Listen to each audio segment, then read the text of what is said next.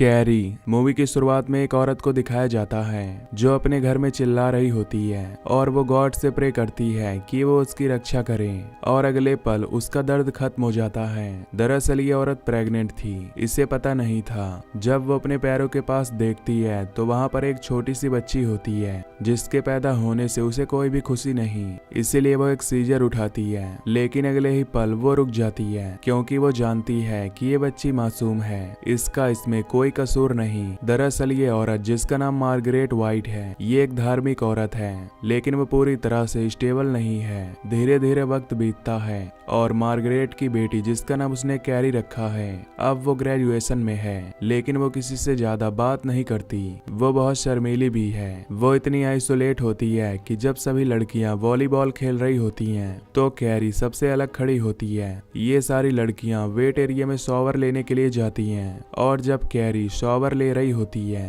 तो वो देखती है कि उसके शरीर से खून निकल रहा है। इस बात से वो बुरी तरह डर जाती है। वहाँ पर मौजूद सभी लड़कियों से मदद मांगती है कि मुझे बहुत दर्द हो रहा है, मेरी मदद करो। लेकिन लड़कियां समझ जाती हैं दरअसल आज कैरी को पहली बार पीरियड हुए, उसे इस बारे में कुछ भी पता नहीं होता। वहाँ पर खड़ी सभी लड़कियां ये देखकर बहुत हैरान होती हैं। वो कैरी का मजाक उड़ाती हैं, उसे पागल कहती हैं और साथ ही यहाँ पर एक लड़की जिसका नाम क्रिस्टीन है, वो अपने फोन से कैरी का वीडियो भी रिकॉर्ड कर लेती है जिसमें कैरी चिल्ला रही होती है। तभी यहाँ पर उनकी जिम टीचर आ जाती है। वो कैरी को शांत करने की कोशिश करती है लेकिन वो किसी की बात नहीं सुन रही होती, इसीलिए उसकी टीचर को उसे थप्पड़ मारना पड़ता है। और इसके बाद यहाँ पर जितनी भी लड़कियां होती हैं वो उन सबको कहती है कि जाओ यहाँ से, और तभी कैरी उन सबको यहाँ से जाते हुए देखती है और यहाँ पर एक ट्यूब लाइट अपने आप ही ऑफ हो जाती है। इसके बाद कैरी को प्रिंसिपल के रूम में लाया जाता है। वहाँ पर उसकी जिम टीचर उसे कहती है कि क्या तुम्हारी मॉम ने तुम्हें इस बारे में कुछ भी नहीं बताया? वो कहती है नहीं। हालांकि कैरी से ये भी पूछा जाता है कि तुम्हारे साथ किसने बदतमीजी की थी, लेकिन वो किसी का भी नाम नहीं लेती। उसकी टीचर कहती है कि तुम्हें एक हफ्ते के लिए रेस्ट करना चाहिए, हम तुम्हारी मॉम को सब कुछ बता देंगे। इस बात से कैरी काफी घबरा जाती है। वो नहीं चाहती कि उसकी मॉम को ये बताया जाए। जिम टीचर कहती है कि हमें उन्हें बताना होगा और तभी यहाँ पर वाटर डिस्पेंसर के ऊपर रखी बोतल अपने आप ही फट जाती है। उसकी टीचर और प्रिंसिपल हैरान हो जाते हैं। अब कैरी की मॉम स्कूल आती है और कैरी को अपने साथ घर ले जाती है। कैरी अपनी मॉम से पूछती है कि मुझे इस सब के बारे में क्यों नहीं बताया, सबने मेरा मजाक उड़ाया। कैरी की मॉम उसे बाइबल की पुरानी बातें बताती है और कैरी की मॉम के मुताबिक पीरियड्स आना एक पाप है। कैरी कहती है कि ऐसा कुछ नहीं है, ईश्वर हमसे उतना ही प्यार करता है जितना वो सबसे प्यार करता है। लेकिन कैरी की मॉम इन सब पर विश्वास नहीं करती, किसी की कोई बात नहीं सुनना चाहती।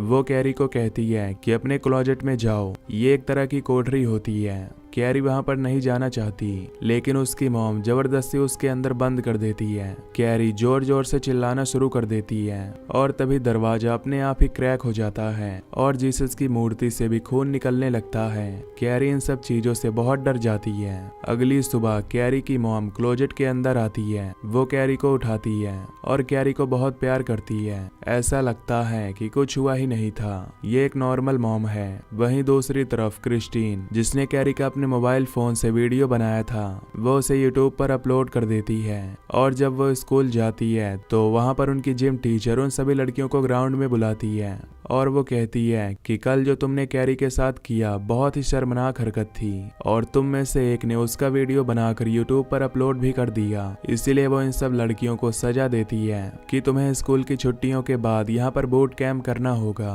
ये एक हार्ड एक्सरसाइज होती है जिसमें इंसान पूरी तरह से थक जाता है। उनकी टीचर कहती है कि अगर किसी ने अपना पनिशमेंट पूरा नहीं किया तो उसे स्कूल से सस्पेंड कर दिया जाएगा। यहाँ क्रिस्टीन, जिसने कैरी का वीडियो बनाकर अपलोड किया था, वो ये सब करने से मना कर देती है। उसकी टीचर उसे कहती है कि तुम्हें सस्पेंड किया जाता है और अब तुम प्रॉम में भी नहीं आ सकती। क्रिस्टीन यहाँ पर जो बाकी लड़कियां होती हैं उन सबसे कहती है कि हम सबको इस चीज का विरोध करना चाहिए और अगर हम सब एक साथ हो जाएं तो हमें कोई भी स्कूल से नहीं निकाल सकता। लेकिन उसका कोई भी साथ नहीं देता क्योंकि ये सब प्रॉम में जाना चाहते हैं। क्रिस्टीन इस बात से बहुत गुस्सा हो जाती है। वो कहती है कि मैं इस बात का बदला लूंगी, ये बात यहीं पर खत्म नहीं होगी, और ये कहकर वो वहां से चली जाती है। वहीं अब कैरी की मॉम भी कैरी को स्कूल छोड़ने आती है और जब कैरी स्कूल के अंदर आती है तो वो देखती है है कि सब उसे बहुत ध्यान से देख रहे होते हैं और साथ ही दीवारों पर उसके बारे में कुछ न कुछ लिखा होता है।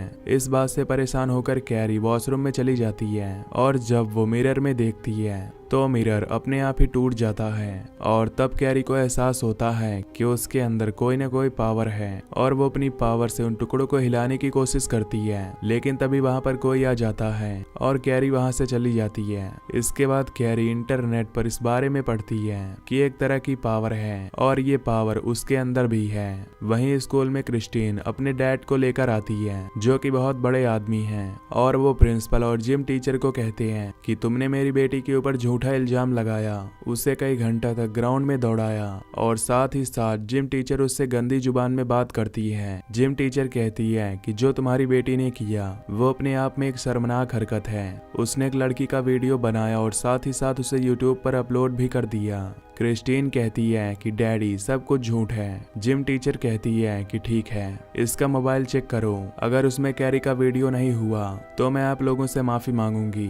प्रिंसिपल क्रिस्टीन को कहते हैं कि मुझे अपना मोबाइल दिखाओ, लेकिन क्रिस्टीन अपना मोबाइल दिखाने से मना कर देती है। क्रिस्टीन के डैड भी कहते हैं कि अगर तुम्हें प्रॉम में जाना है तो तुम्हें अपना मोबाइल दिखाना होगा। क्रिस्टीन कहती है कि मेरी उसमें पर्सनल चीज है और वो प्रिंसिपल रूम से निकलकर सीधा अपने दोस्तों के पास जाती है जहां पर सू भी होती है। सू क्रिस्टीन की बचपन से दोस्त है, लेकिन सू को एहसास होता है कि उन्होंने कैरी वाइट के साथ जो भी किया वो गलत था और इसीलिए उसने क्रिस्टीन का साथ नहीं दिया।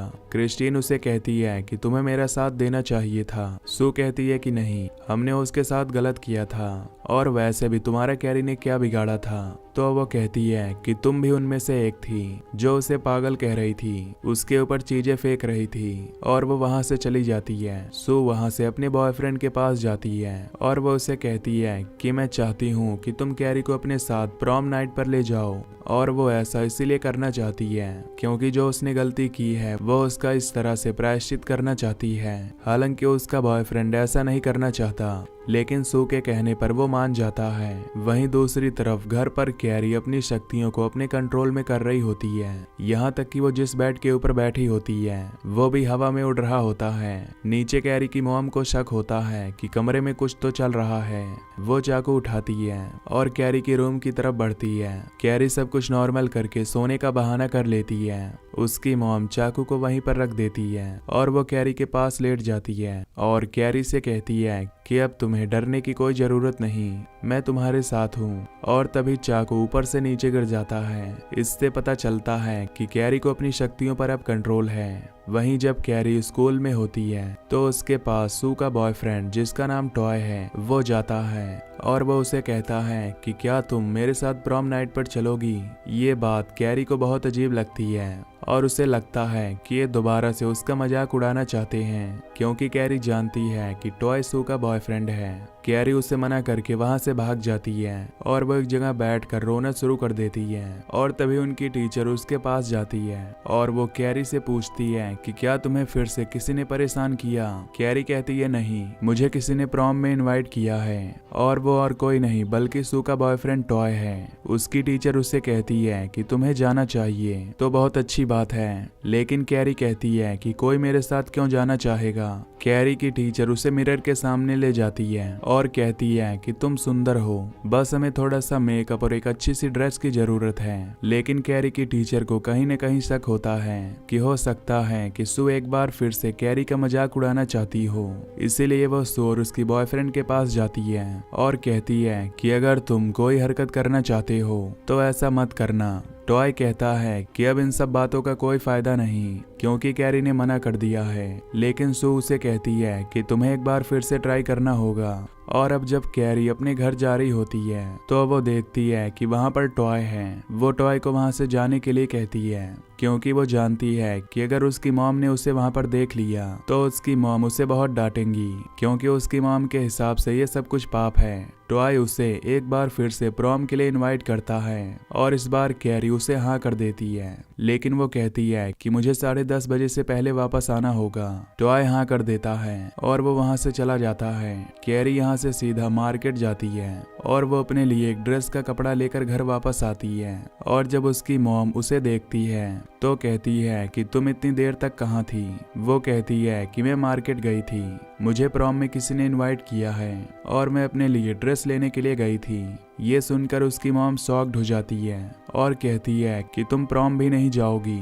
वो कहती है कि टॉय एक अच्छा लड़का है और वो 10:30 बजे से पहले मुझे घर वापस भेज देगा। उसकी मॉम कहती है कि तुम इन लड़कों को नहीं जानती, वो सिर्फ तुम्हारा फायदा उठाना चाहते हैं। बस तुम क्लोजेट के अंदर जाओ, प्रेयर्स करो और अपने गुनाहों की माफी मांगो। लेकिन कैरी टॉय के साथ जाना चाहती है। वो जोर से चिल्लाती है और वहाँ पर सारा सामान वो सब हवा में उड़कर नीचे गिर जाता है। उसकी मॉम भी गिर जाती है, लेकिन अगले पल वो अपनी मॉम को हवा में उड़ा देती है और उसकी मॉम को लगता है कि उसे ये सारी शक्तियां शैतान से मिली हैं, उसने पाप किया। लेकिन कैरी अपनी मॉम को बताती है कि ये शक्तियां मेरे अंदर पैदाइशी हैं, हो सकता है कि मेरे डैड से मुझे शक्तियां मिली हों। लेकिन उसकी माँ उसकी बातों पर विश्वास नहीं करती।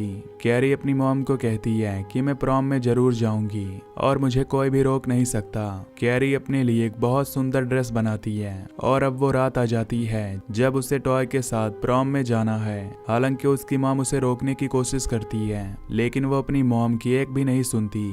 उन्हें वो क्लोजेट में बंद करके वहां से निकल जाती है और टॉय के साथ प्रॉम में आती है। यहाँ पर उसे बहुत अच्छा लगता है। उसने पहली बार अपनी जिंदगी में ऐसा फील किया होता है। टॉय उसे अपने साथ डांस करने के लिए भी कहता है और कैरी और टॉय एक दूसरे के साथ करते हैं। यहाँ पर एक कंपटीशन भी होता है जिसमें सबसे खूबसूरत कपल को एक दूसरे के लिए वोट करना है और इस लिस्ट में कैरी और टॉय का नाम भी होता है। ये दोनों अपने आप को वोट करते हैं और जब इसका रिजल्ट आता है तो इसमें कैरी और टॉय जीत जाते हैं और अब उन दोनों को स्टेज में जाना है। कैरी इस बात से बहुत खुश होती है, लेकिन यहाँ पर सब कुछ इतना उलझा हुआ, इतना आसान नहीं होता। दरअसल यहाँ पर क्रिस्टियन अपनी दोस्तों के साथ आई होती है और उसने स्टेज के ऊपर एक खून भरी बाल्टी लटका दी थी जिसके अंदर एक सूअर का खून था और उनका प्लान था कि ये सारा खून वो कैरी के ऊपर गिरा देंगे और उसके बाद वो वीडियो जो क्रिस्टीन ने पहले कैरी का बनाया था उसे यहाँ पर प्रोजेक्टर पर चला देंगे। क्रिस्टीन एक मैसेज सू को भी कर देती है और उसमें वो लिखती है कि तुम्हारी दोस्त आज बहुत खूबसूरत लग रही है और सू समझ जाती है कि क्रिस्टीन कुछ न कुछ गड़बड़ करने वाली है और वो भी वहां पहुंच जाती है। और जब कैरी और टॉय स्टेज पर जाते हैं तभी वो खून भरी बाल्टी उसके ऊपर गिरा देते हैं और साथ ही उसका वीडियो भी चला देते हैं और इस बात से यहाँ पर जितने भी लोग होते हैं वो सब हंसना शुरू कर देते हैं। कैरी पूरी तरह से परेशान हो जाती है। टॉय कहता है कि यह सब क्या हो रहा है, लेकिन यहाँ पर सब कैरी के ऊपर हंस रहे होते हैं और तभी ऊपर से वो बाल्टी भी गिर जाती है और सीधा टॉय के सर के ऊपर आकर लगती है जिससे टॉय की वहीं पर मौत हो जाती है और अब कैरी पूरी तरह से अपना आपा खो देती है। यहाँ पर जितने भी दरवाजे होते हैं वो अपनी शक्ति से उन सारे दरवाजे को बंद कर देती है। चीज और लोग हवा में उड़ना शुरू हो जाते हैं, यहाँ तक कि वो इलेक्ट्रिसिटी का शॉर्ट सर्किट करके इस पूरी जगह पर आग लगा देती है। वहीं दूसरी तरफ भी दिखाया जाता है कि क्रिस्टीन और उसका दोस्त जिसने कैरी के साथ ये मजाक किया है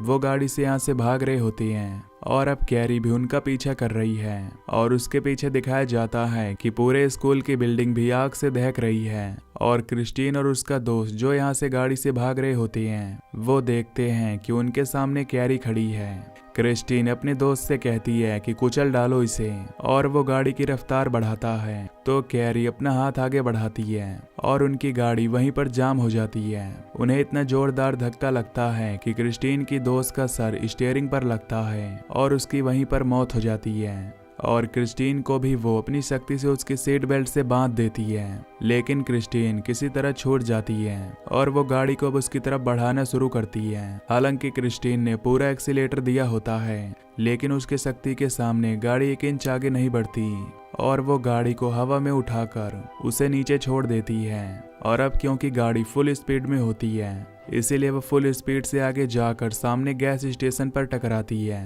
और इस जोरदार ब्लास्ट में क्रिस्टीन का भी अंत हो जाता है। इसके बाद कैरी परेशान अपने घर पर आ जाती है। वो अपने पूरे शरीर से खून को साफ करती है और वो अपनी मॉम को देखती है। अपनी मॉम से कहती है कि आपने सब कुछ सच कहा था, ये दुनिया बहुत खराब है। वो सब कुछ बताती है कि कैसे उसके साथ प्रैंक किया गया। उसकी मॉम उसे अपने गले से लगा लेती है और उसे बताती है कि जो तुम्हारे पिता थे और मैं एक दूसरे से प्यार करते थे, लेकिन हमारा प्यार पवित्र था, हमारे बीच में कोई भी और रिलेशनशिप नहीं था। और एक दिन तुम्हारे पिता की नज़र बदल गई, हमने खुदा से इबादत की, लेकिन उस दिन शैतान जीत गया, हम दोनों भावनाओं में बह गए और इसके बाद तुम पैदा हुई। तुम्हारे पैदा होते ही मैं तुम्हें मार देना चाहती थी, लेकिन मैं तुम्हें मार नहीं पाई। मैंने तुमसे बहुत प्यार किया। दरअसल कैरी की मॉम को लगता है कि अब उसके अंदर कोई शैतानी साया है और वो अपनी बेटी कैरी को पीछे से चाकू मार देती है और इससे पहले दोबारा उसे चाकू मारती कैरी अपनी मॉम को दूर कर देती है, लेकिन उसकी मॉम उसकी तरफ चाकू लेकर बढ़ती है। वो कहती है कि शैतान तुम्हें कभी नहीं छोड़ेगा, हमें उसे खत्म करना ही होगा। और जब वो उसे चाकू मारने वाली होती है कि उसका हाथ अपने आप ही रुक जाता है।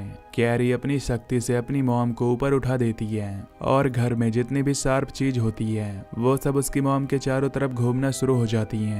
उसकी मॉम कहती है कि कैरी नहीं, कैरी कहती है कि आई एम सॉरी, और अगले पल सारी चीज उसकी मॉम के शरीर के आर पार हो जाती है। कैरी अपनी मॉम के पास जाती है और उन्हें अपनी गोद में लेटाती है और कहती है कि सॉरी, मैं आपको हर्ट नहीं करना चाहती थी।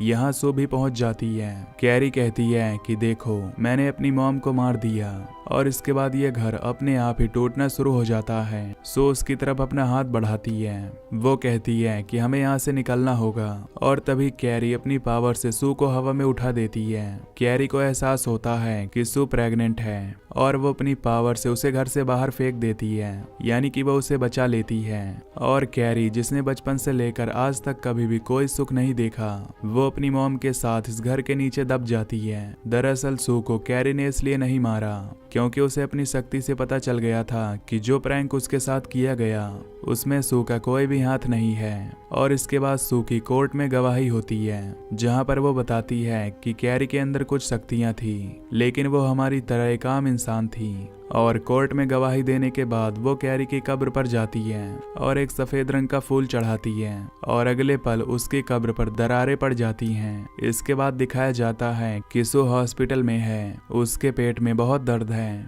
और तभी उसके पेट के अंदर से एक हाथ निकलता है और सू का हाथ पकड़ लेता है, और ये हाथ कैरी का होता है। लेकिन ये सब एक सपना होता है। सू अपने घर पर अपनी मॉम के पास बैठी होती है, लेकिन हो सकता है कि सू के पेट में जो बच्चा है वो और कोई नहीं बल्कि कैरी हो, क्योंकि जब वो उसकी कब्र पर गई थी उसकी कब्र फटना शुरू हो गई थी, और जिस तरह उसके पेट में पेन हो रहा होता है, ठीक इस तरह का पेन इस कहानी की शुरुआत में भी कैरी की मॉम के पेट में हो रहा था। यानी कि अब कैरी का दूसरा जन्म होगा और उसके अंदर वो सभी शक्तियां होंगी जो उसके अंदर पहले भी थी। और यहीं पर ये मूवी खत्म हो जाती है। तो दोस्तों, अगर आपको ये एक्सप्लेनेशन पसंद आई हो तो वीडियो को लाइक और चैनल को सब्सक्राइब कर लीजिए। Till then take care, love you, bye bye.